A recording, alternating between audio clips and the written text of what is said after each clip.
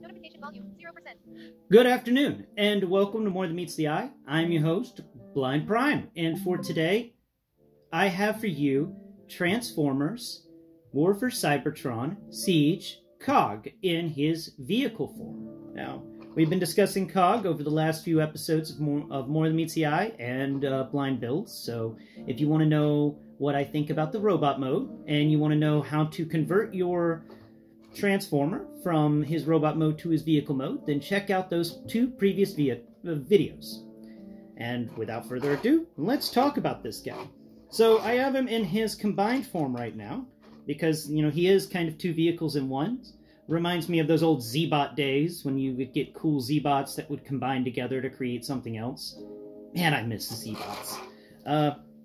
Let's get this together. So, when it comes to his length, with the handy-dandy Lego pad, we can get it all measured out. His length is, let's make sure we got that correct, right there. All right. And this length is 11, 12, 13. So 13 studs long by, let's see, at his widest, he is 8 studs. 10 if you count the fact that these 2 pegs stick out about 1 stud on each side. And for depth, he is also 1, 2, 3, 4, 5, 6 studs in depth. So there you go.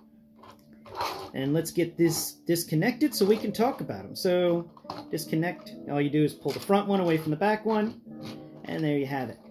And you are left with this little bitty scout vehicle, which I have to say is, if it had a little more work done on it, this would be a really cool vehicle. It's just that there's a lot of negative space in the front of it, and I get it. This thing's supposed to transform, and in this episode I will be discussing its transformations, but for the most part, it's just 4 wheels in his head, and there's not much there.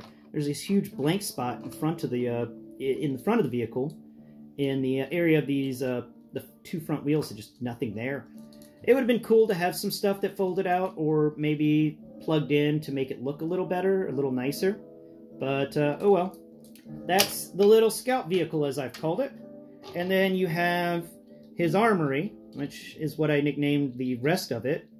And the Armory is a half-track. It's got wheels, and it's got treads, which makes it a half-track. It's obviously kind of a drone thing, because, you know, it doesn't really have any sort of cockpit, so it's more of a trailer or a drone that Cog can just communicate with and control. And yeah, texture-wise, it's got 2 treads, 1 on each side, and since it's a half tread, of course, there's 1 wheel on each side as well. There's wheels in the front, and then the treads are on the back of the vehicle, or more so towards the back. And the texturing on the treads, the molding is pretty decent, and it's good tread molding. They actually haven't gone wrong with that at all in the entire War for Cybertron line. Whenever you had a tank, they get high marks for doing the molding for the tank treads. That's a really good thing that they do, and I really appreciate the nice molding there. Weapon-wise, on the top, he's got these 2 cannons of some sort, and they're pretty neat. You can actually stand them both up. They have their own little hinges because of the way that they plug into the vehicle. So you can stand them up, kind of, and make them into artillery. And it reminds me a lot of the siege tank from StarCraft. It's same kind of thing, except the barrels aren't that wide. So they're just thinner barrels, but kind of siege tank in appearance. And yeah, for the most part, it's just a little bitty vehicle, and it's just an odd vehicle too, because it's kind of a rectangle, but the front of it's thinner than the back of it. And then, of course, you know, he's got a problem that a lot of the siege stuff had, where his feet just hang out in the back, and that's it. You know, they just sit there and don't do anything but be feet, and that's annoying. It would have been cool to have, like with Rodimus Prime, what they did in Kingdom, where the top of the foot folds over the bottom of the foot.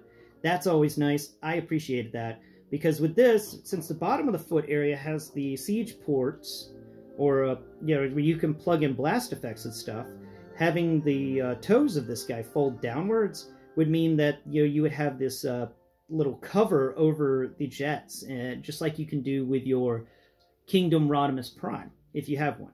You can fold down the tips of the feet and make the you plug in jets under the underside and give them some rockets, which is pretty neat.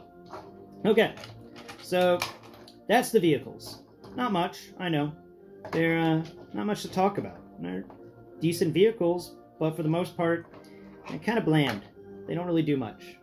And so let's talk about what this guy can become.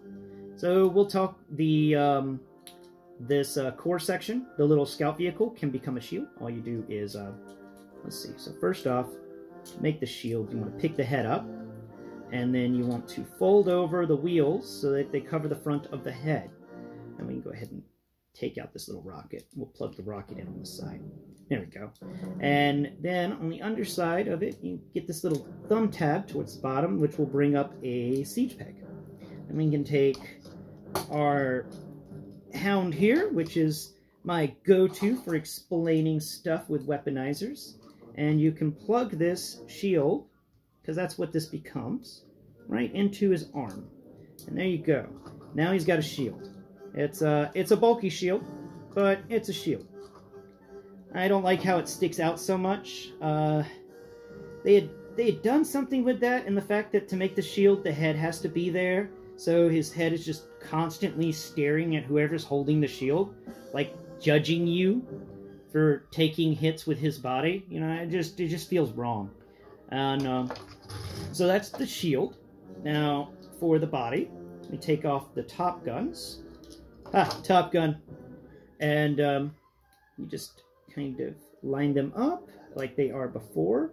Now for this, if you had a ability to plug in, if there were some siege pegs on this guy, you could do the plug it in with the siege peg so that the gun can move up and down. But Hound here has no siege pegs, which is a little sad. But what he does have is some really nice pegs right there on his upper area. But I don't think these can do that. No, those pegs are a little too recessed, and it won't plug in. Wait, will it? No, it will not. So that is a sad no on plugging them in there, but you can always plug them in on either side of his shoulders. Yeah. Let's get the other one, and we can plug that in on his shoulder. So just grab that. I'm just going to plug it right in, right there. There we go. So now, Hound is outfitted with 2 giant cannons. Now, slide him over to the side, and we'll go over the rest of this. So we'll unplug each of these legs from the core. You can just stay there for a second, Hound. Now, to transform the legs into their guns, you want to fold the upper thigh into the hollowness on the underside of the foot. There we go. And then this will allow this little gun to pop out. You know, it's got a cool looking gun. And we just make sure all that's together. And sadly, you can't use the tread shields on this guy if you're using his cannons.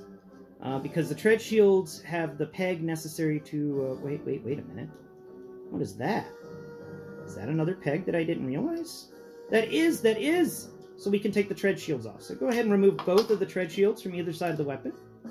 And there we go. 2 tread shields removed. And get our friend here who... it's fallen all over the place. Remove that shield. Okay. We'll put the... the tread cannons. Alright. So tread cannon number 1. Let me find that spot I just found before. Cool. There it is. And What happened to the tread? Oh, did the tread fall off tread cannon number 1? But tread cannon number 1, you need your tread. How can you be tread cannon number 1 without a tread? Alright, there's the tread. Okay. Collapsing all sorts of things around here. Get that tread put in there right. Alright. There it goes. Nice. Tread is in. Okay. Cool. So, he needs a little more weight on his bottom half. We will plug in these cannons right there. And we will plug in the other cannon on his other leg. Let's see. Yeah, here's the other cannon. The other tread cannon. Oh, I did take the treads off both of them. What am I thinking? Alright. We're going to put this tread cannon on over here. Just like we did with the other guy. Because Hound's got so many siege ports. And since I did remove the other tread from the tread cannon, I'll remove this tread from the tread cannon. Tread? Tread? There he goes. Yeah. Don't be tredulous. Okay. I just can't ever stop making puns with treads. It's a curse. Okay. So we're going to plug each of these treads into his forearms to give him... Actually, I wonder if we can plug them into... We can, yeah, because his upper leg has got some... a siege port on the front of it, because Hound's got the most siege ports. So we can actually spin that around. Yeah, there we go. Make sure that one's also covering it. There. We've turned the tread shields into shin guards. Look at that. That's cool. Okay. Now, we've got these leftover pieces. So, cog shield. That's almost a dirty thing. We'll just put the cog shield in one hand. Well, you can't really put it in a hand, but you can put it on his forearm. So we're just going to put it back on his forearm. Come on, cog shield. There you go. There you go. Don't be cog blocking me, cog shield. Alright. Now for the last piece. There it goes. And this last piece, it just folds all together and creates another sort of shield. But you gotta get... There's a peg hidden in there. You gotta get that peg out. That peg can be a little bit of a difficult thing. So we're gonna... I've hurt myself here by doing this the way I have. So rotate those things out. And is that a peg hiding in there? No, no, that is not peg hiding in there. I don't know, actually, what you're supposed to do with this. Oh, wait. Maybe I do. Well, if we plug those bits in like that, let me flip him around to the back. Is there any place to put him? Not really. So, the only thing I don't really have a place for is this. There's no peg. There's no really nothing. It's just kind of an extra piece. And that is a shame with Cog. Like, it looks like it's cool, but if it just had a place for a siege peg to pop out, or even a siege port on it, you know, it could really help. Maybe if I spin it around, let's see, spin it around 180 degrees, and we get nothing. We get nothing. That is a little bit of a shame that this piece really can't be utilized as part of the overarching whole, unless I... I found a siege peg. Look at that. It was hiding, and it was hiding well in his, in the place you find it is, you know, this where there's two siege ports. In the middle, between these two siege ports, on the flat surface of this little hip area where his thighs meet his hips, there is a siege peg that you can get out with your thumbnail. So there we go. Siege peg acquired. And we can just spin these around. And spin this one around too. There we go. And just point them forwards like they're some sort of dual action gun. And then we pick up his hand. Come on. Wait. How did you get spun all the way around? Alright, here we go. Now pick up the other hand. Where's your other hand? Okay. Give me your hand. There it is. Alright. We're just going to plug this into his fist. No. Don't fold in. Okay, so you may have a little problem because that thing does like to fold back in. But there we go. And let's go ahead and make it kind of an action pose. Give me your other arm. Raise the guns. Twist the arm in front. There we have it.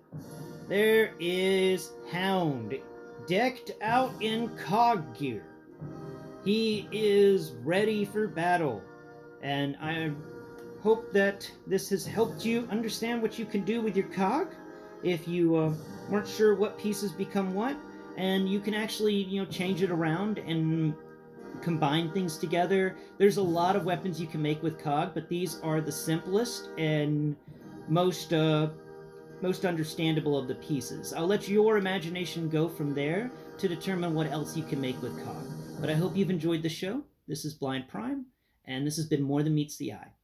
Tune in next Prime, as we will be discussing Blaster. Bye-bye for now. Ah, you fell again.